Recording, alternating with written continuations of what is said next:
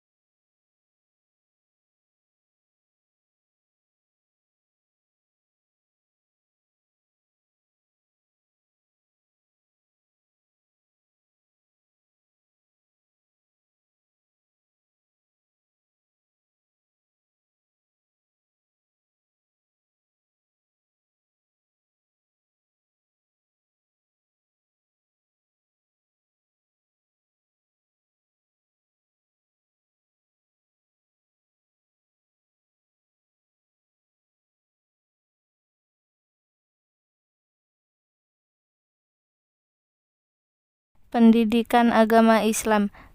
Pendidikan kata ini juga diletakkan kepada Islam telah didefinisikan secara berbeda-beda oleh berbagai kalangan yang banyak dipengaruhi pandangan dunia.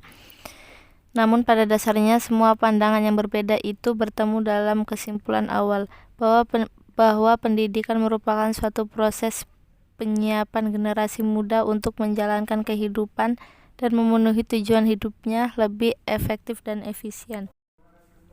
Tujuan pendidikan agama Islam. Pada dasarnya manusia diciptakan supaya mereka menghamba kepada Allah sebagaimana yang dijelaskan dalam surat Al-Zariyat ayat 56 yang artinya, dan aku tidak menciptakan jin dan manusia kecuali supaya mereka beribadah kepadaku. Supaya mereka memahami tujuan diciptakannya perlu diberikan pendidikan kepadanya, yaitu pendidikan agama Islam. Pendidikan agama Islam secara formal dilaksanakan di sekolah, sedangkan secara tidak formal dapat dilangsungkan di luar sekolah, baik di masyarakat atau keluarga.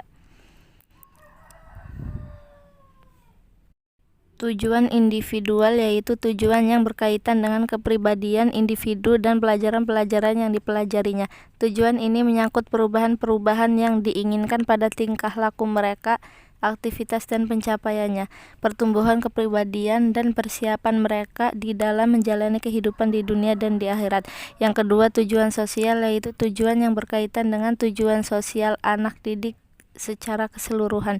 Tujuan ini menyangkut perubahan-perubahan yang dikehendaki bagi pertumbuhan serta memperkaya pengalaman dan kemajuan mereka dalam menjalani kehidupan masyarakat. Yang ketiga, tujuan profesional yaitu tujuan yang berkaitan dengan pendidikan sebagai ilmu, sebagai seni, sebagai proses dan sebagai aktivitas yang ada dalam masyarakat. Think, Pair, Share. Metode ini diawali dengan belajar individu, misalnya setiap siswa membacakan rukun wudhu pada buku PAI yang dipegangnya. Numbered, Hid, Together. Langkah praktis dalam pembelajaran ini adalah guru membuat kelompok belajar yang terdiri dari 5 anggota pada masing-masing kelompok. Langkah-langkah Jangan active lupa learning. subscribe channel Beberapa YouTube contoh pelaksanaan pembelajaran sebagaimana disebutkan di atas tidak akan terlaksana dengan baik bila tidak dilakukan langkah-langkah menuju pelaksanaannya. Perencanaan pembelajaran, yaitu Sanjaya menegaskan bahwa perencanaan merupakan hasil proses berpikir yang mendalam. Yang kedua, pelaksanaan pembelajaran. Yang ketiga, evaluasi pembelajaran. Kesimpulannya, permasalahan pembelajaran PAI di sekolah perlu ditangani serius supaya peserta didik tidak tambah menjauhi mata pelajaran tersebut, yang pada gilirannya akan semakin melemahkan pemahaman keagamaan mereka dan pada Jangan akhirnya lupa mereka akan jauh subscribe dari channel Islam itu YouTube sendiri. Kang Rudi.